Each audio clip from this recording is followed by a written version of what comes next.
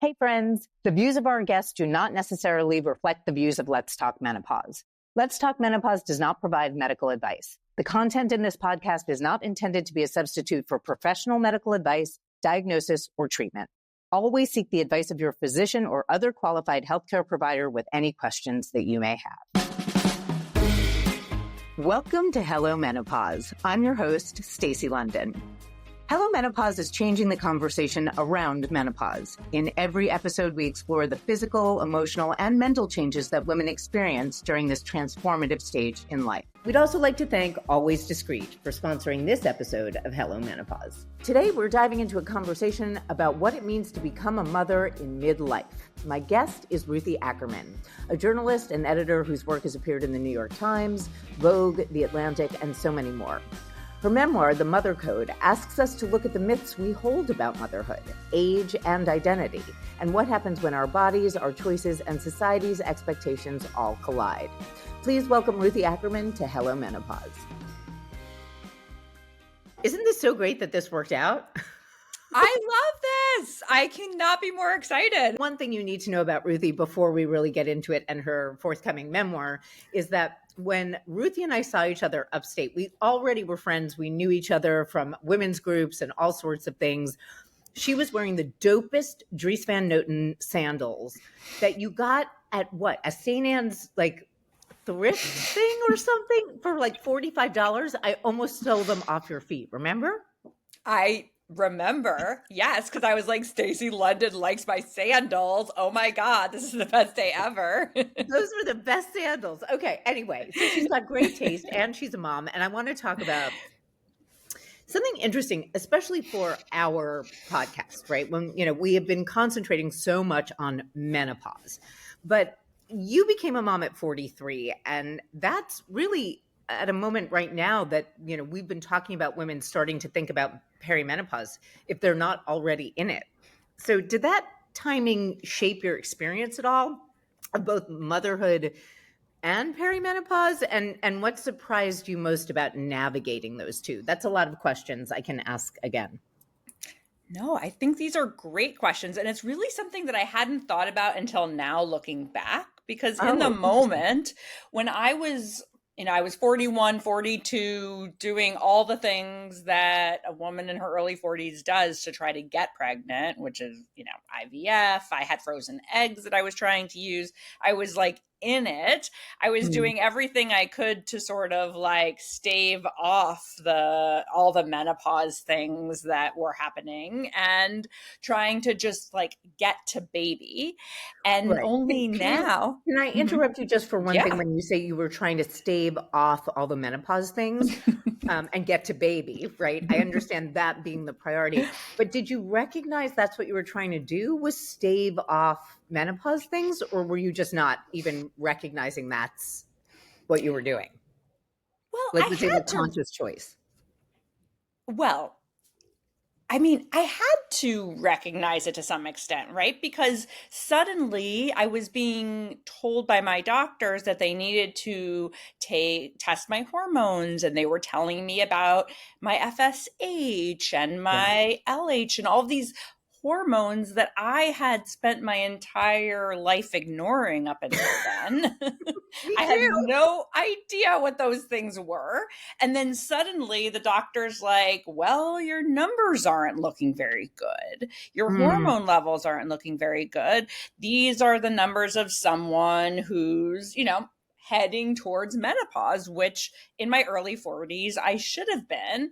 But I was like, oh, but I look good and I feel good. And I'm sure I have the body of a 20-year-old, right? Like I look exactly the same. I mean, listen, right. You feel and look exactly the same. And to be fair, right, women are having children later in life. I mean, I think, the culture the biology will follow the culture, but you're still in the midst of that happening. So I remember my sister telling me that at 34, her doctor said, you've got plenty of time. And then she turned 35 and he was like, you better have a baby right away. Tick tock, tick tock. So here you are, 43.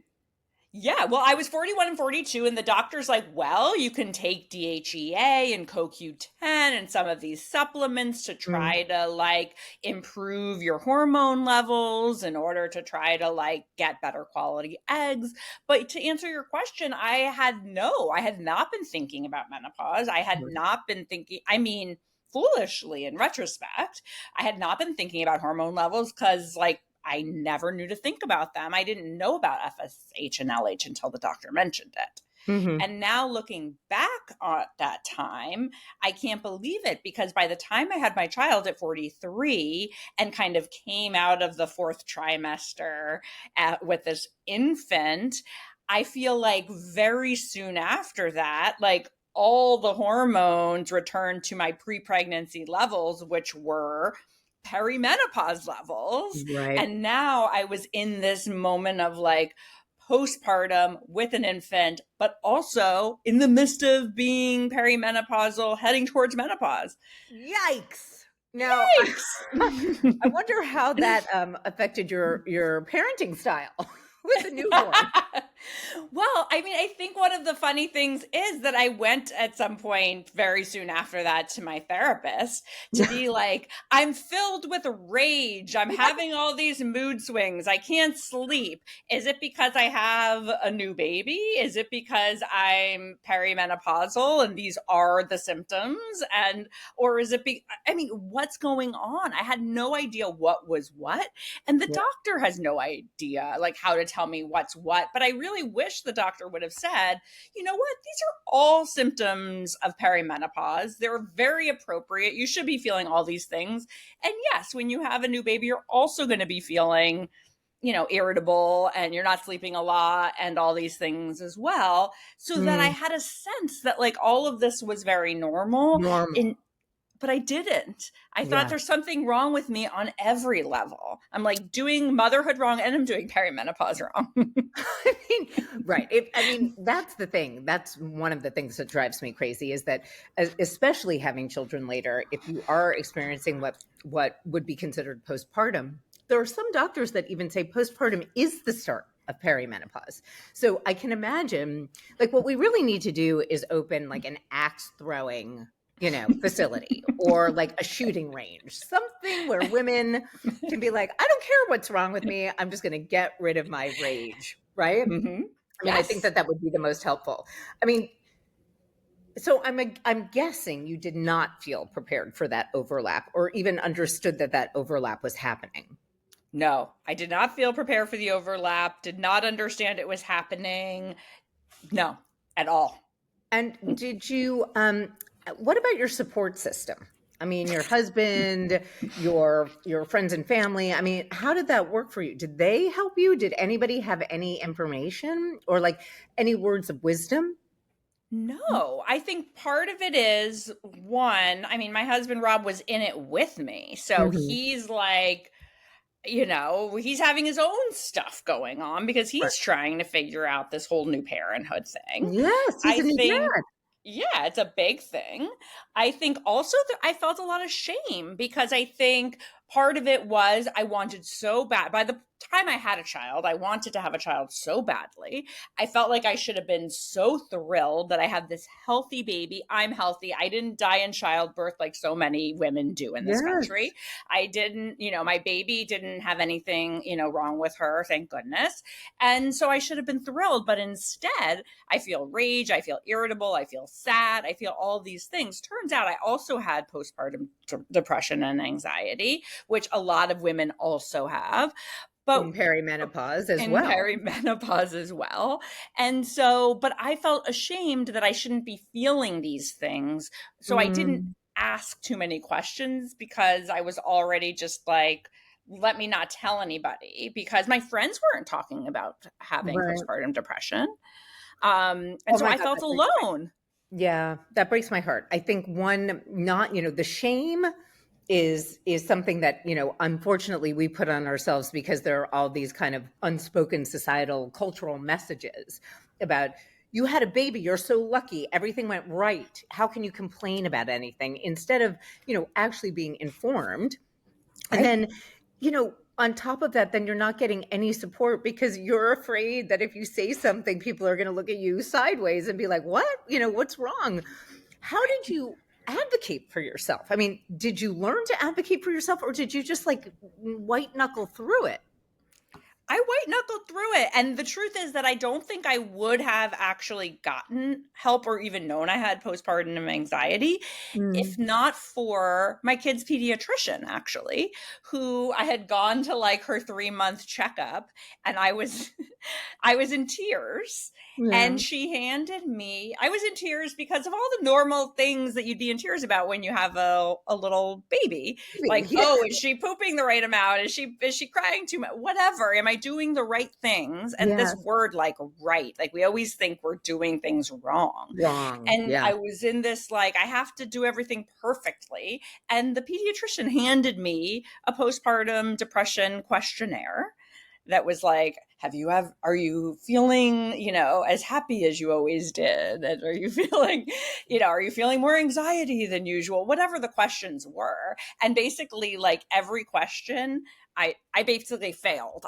Right. I was like off the charts, like, postpartum anxiety. And she's like, you know what? You got to go to a psychiatrist and get some Zoloft. She's like, it's simple. And I went on Zoloft, and it definitely helped. Well, what's so interesting to me is that you say you failed, right? I'm like, no, you got 100% on the test. You got an A. You didn't fail. And also, I think that it's important that, your doctor at least gave you one solution, right? Which would be to go on antidepressants and say, take Zoloft, and that's all you need to do. Make it that simple, make it, give that recommendation without shame. All of the things that, women need to hear when pregnancy and perimenopause are such hormonal, like, hurricanes to begin with. Like, this should be, par for the course.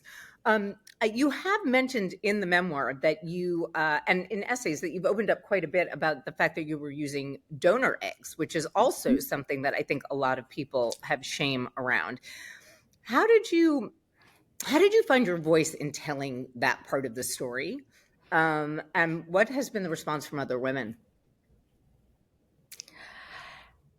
I'm so glad that we're talking about this, Stacy, because to be honest, I don't know that I was going to tell that part of the story. For a long time, I wondered, like, could I write the book, say I had the baby, but maybe not mention the donor eggs, let's not talk about that part of it. Not because I felt shame, but because to me, it feels like to me, and this is still the case, that society feels so much shame about it that it's almost like I am picking up on the shame that's being given to me from the outside, if that makes sense. You're being infected by it. Yeah. I'm infected by it.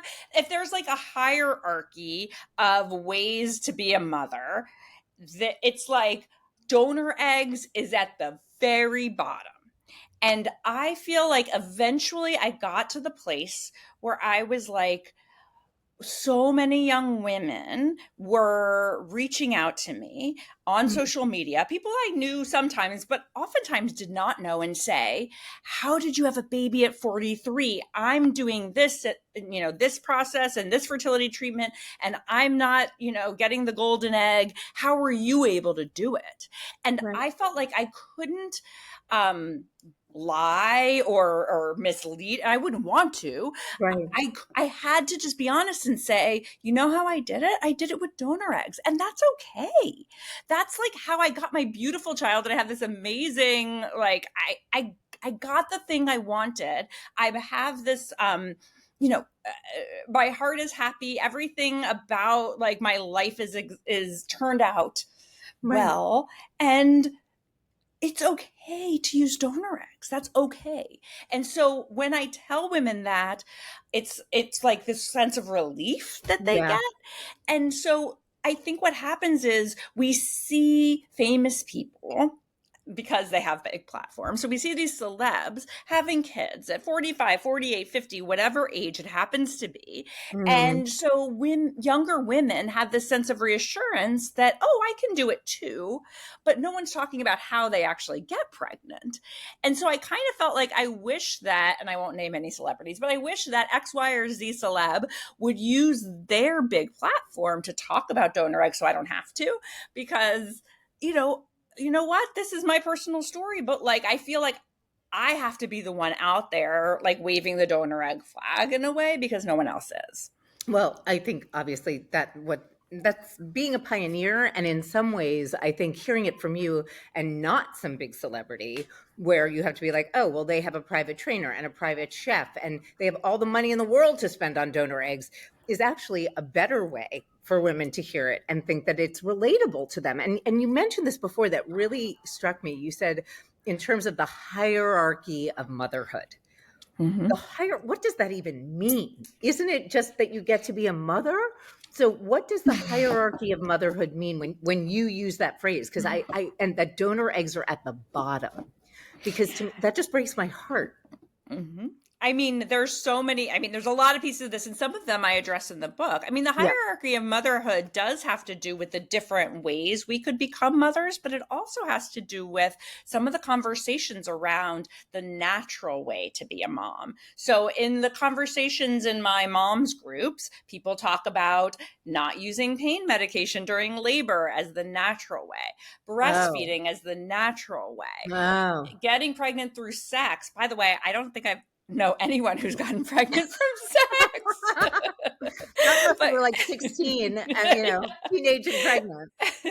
I know, but getting pregnant from sex is the natural way, right? Like, who cares that like science has advanced and now there's pain medication? Well, and that's like, what I was going to ask. I mean, natural almost feels archaic to me, right? It's like we're not acknowledging that as we advance technologically, scientifically, that we would have more options in ways to become mothers and that the outcome is exactly the same.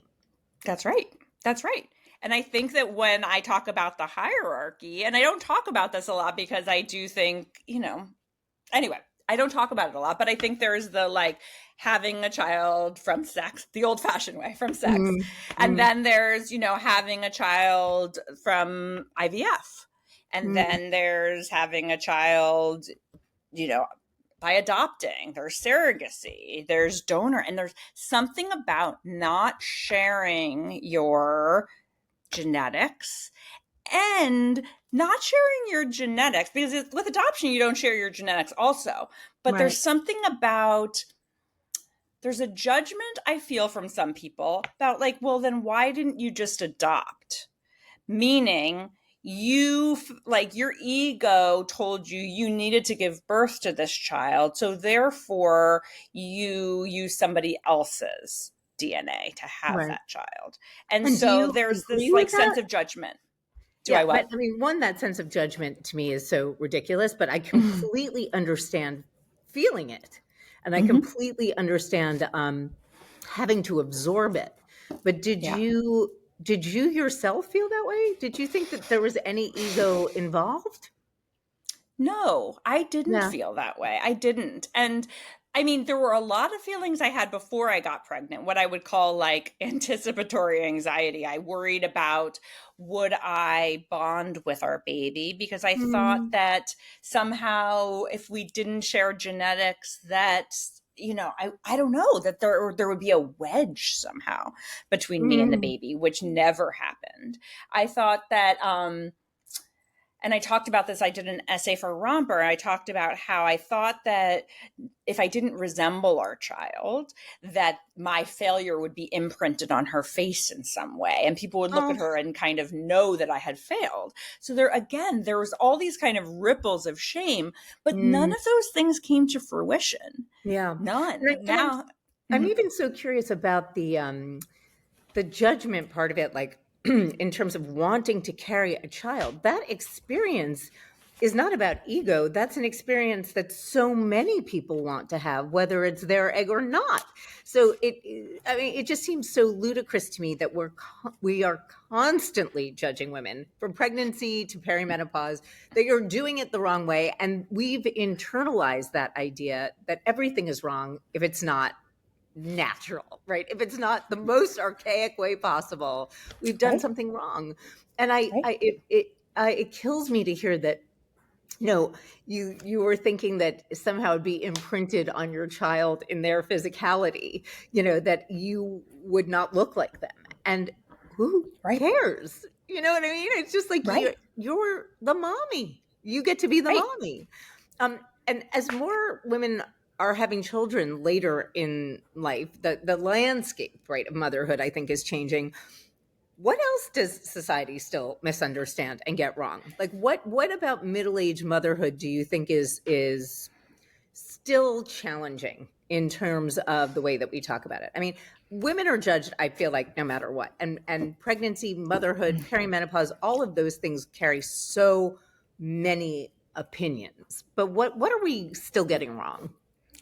Well, I think I was having a conversation earlier today on another podcast, actually, but we were talking about, I think 43 is, for me, the best age to have a child.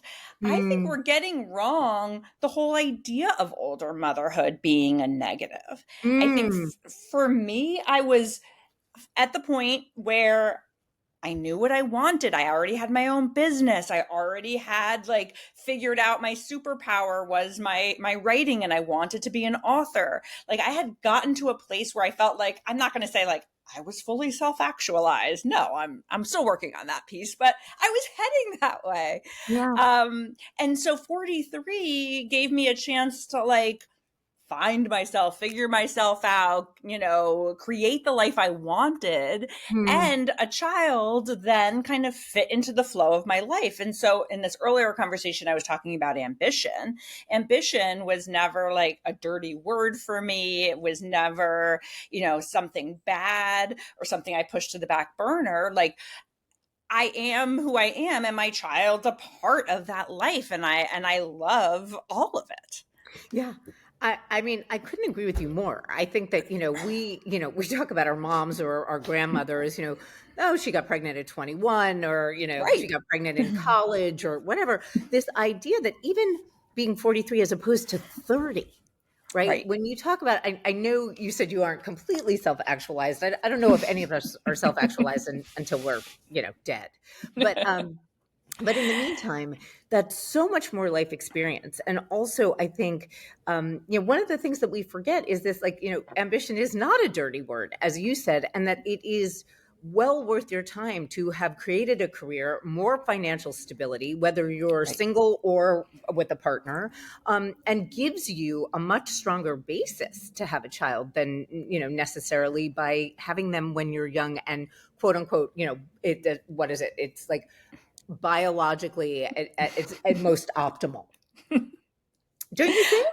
Oh my gosh, I absolutely think that's true. That Yeah. is the truth. And when you look at the research, studies have shown that children born to older parents, especially older mothers, are tend to be better educated, healthier, all the things. And there's lots of reasons for that. But yes, it shouldn't be something we look down upon. It's just is. It's it's no different than anything else. Everyone has a different timeline. We don't have to be, I say this in the book, if we all did the same things on the same timeline, that's how you get robots, not humans. I don't want to live in that world. Well, I also think, in this day and age, we're also always, it's almost worse because aside from sort of societal and cultural judgment, now we have social media and you can compare and despair all of these. If I see one more, 21-year-old in a lingerie or outfit or some ball gown talking about the 5-course meal she's making for her husband and her 5 children, I'm going to shoot myself because that's not real life,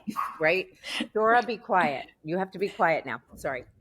But it also does, to me, it talks about resilience. This idea that you have talked about this a little bit in writing the Mother Code, that it reshaped your understanding of resilience, both personally and collectively.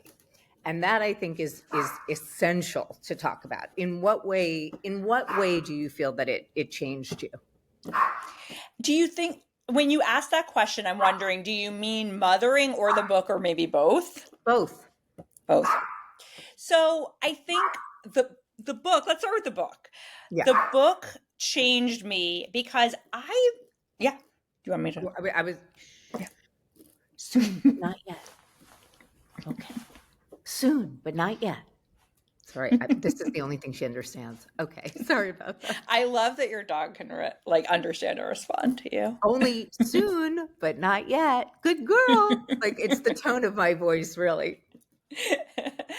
Okay, children, book writing. Oh, I'm the type of person who doesn't know what I think until it's on the page. So I think that by writing the book, I understood more about the kind of transformation or shift I'd gone through in my narrative of motherhood over the decades, if that makes sense. So I had come from, and I write about this in the book, I came from a long line of women who abandoned their children. So I had come from a narrative of like, hell no, I'm never going to have children, to, oh, maybe I'll have a child. Let me try to find some role models for what good mothering could look like in society, because I wasn't finding it in my family. To, is there a way to be what I called an outlaw mother, which by the way, I didn't call it. Adrienne Rich called it that, but I talk about that in my book. Is there a way to that motherhood could be radical or even revolutionary, which blew my mind because I never thought of motherhood as radical or revolutionary. I thought it was degrading and weak. And so through writing and researching the book, my ideas about whether I could be a mother, but about motherhood more generally, changed significantly. And while I was writing it, I was also trying to become a mom myself. And so it helped me think about the ways I wanted to mother if I could be so lucky to be a mom. Yeah. And then I talk at the end of my book about how there wasn't an alarm clock or a bell that went off saying you must be a mother before I had a child. But once I did have my daughter Clementine, through the kind of commitment and caretaking to keep her alive, to, wipe her tush every night, all the stuff. I became a mother through mothering. That's what called love. And I always quote this amazing geneticist, researcher, writer, Catherine Page Hardin, because she wrote a book called The Genetic Lottery. And in it, she talks about what we call love. Scientifically, that is the mixture of caretaking, commitment, and that gives you the feeling called love. And that's what happened with my daughter. Do you think because it's in the act itself? Those things can only exist in the abstract until you're actually able to put them into action. And also, you said that, you had to look for revolutionary role models because you didn't feel that they were in your family, right? That you had this history of mothers who sort of abandoned their children in whatever sense of the word you mean. But I also think that speaks a lot to generational trauma and a lot to the way that we think about mothering, aging, taking care of children, loving children, all of the things that go into that. And if it is part of your family history that you don't feel you've had those role models, I can imagine that it must have been really scary for you to start to think about, oh, maybe I do want to be a mom. Yeah, it was terrifying. Yeah. And I found myself in my 20s, it's confirmation bias, because I thought that, the only way to mother and do anything else would be to do everything badly. So when I went looking for role models in my 20s, I was finding examples of women who, it didn't work out for. Anne Sexton, Sylvia Plath, it didn't work out well for them. But like I'm saying, it's confirmation bias. Yes, exactly. Who are you reading? I mean, Anne Sexton and Sylvia Plath, right? Exactly. It's not even like a height report. You know what I mean? You weren't even that far. But, it is amazing that in your 20s, you weren't, again, that confirmation bias was something that you could rid yourself of by the time you were in your late 30s and early 40s. So, Right. I want people who are listening to this, to get so much hope from the way that you talk about this, because you talk about the idea of mothering at an older age as something so empowering. And I am curious because I want to bring it back to perimenopause. Since having your child and since sort of having to deal with both postpartum and perimenopause, how has that been for you? Are you on hormones now? Would you share what your path has been since having your child? Yeah. So now I'm 48. My daughter's 5. I still can't believe it, so I have to just say it out loud. Yeah. She's 5 years old. And still alive. And so are you. Still alive. We're both alive. Yeah, so about 3 months ago, I went on hormones, but for the last, I would call it 4 years, I had been, and I've talked to you about this, Stacy, outside of this podcast, but like I'd been wondering what's wrong with me? Okay, now it's like I don't have a brand new baby. Why am I still having these mood swings? Why am I still not sleeping well? Why am I still, having all the symptoms that we know about? And I was kind of going to the doctor, and they're like, "Oh, well, still have a young child, you're aging, whatever." No one was saying, "Oh, do you think maybe you want to consider going on hormones? These are all symptoms of perimenopause."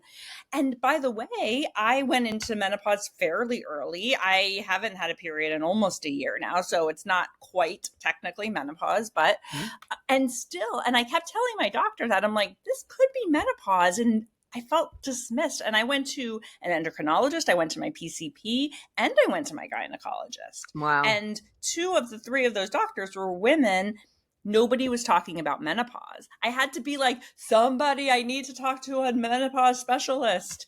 And if you don't, a lot of the times, my friends who I was talking to and like trying to get their takes on it because they'd been to doctors, they and if insurance doesn't pay for it, you're spending a lot of money out of pocket. And so I think that's another deterrent, is that I was like, I guess I'm going to have to just spend a whole lot of money to get some answers. Right. And eventually. Which is also, not the norm for most people. That makes me so crazy and so angry. Not enough people are listening to the podcast. Because you really I'm sure you felt like you had to advocate for yourself in that situation. Yes, I had to advocate for myself. I had to say, like, I know what this is, or I think I know what this is. And the reason why I know is because I know people like Stacey London, and I, I go on social media, and I have friends that are really savvy and sophisticated and know about these things. But I'm a journalist who's like used to pushing and pushing and pushing until I get answers. What about the rest of this country? Exactly. And also, like, my husband, Rob, is very, very supportive. And at the same time, he was also like, what's going on? Like, you seem different, like, and I just was like, I don't know, maybe it's having a small child, or maybe, I don't know, maybe we need to see a couples therapist. I don't know. But you know what? I think it's so interesting because it really does speak to the fact that if we are going to start seeing more women who are older have children, right? Past their 30s, maybe early 40s, then we also have to consider that, after postpartum, that perimenopause conversation really should be part and parcel of having the pregnancy, in order, instead of you having to wander around wondering why you don't feel the same and people giving you some bullshit answer like, oh, you have a small child. Guess what? Lots of people have small children. The book is called The Mother Code, and Ruthie Ackerman, thank you so much for being on Hello Menopause. I can't thank you enough. Everybody get the book, and Clementine is a lucky little girl.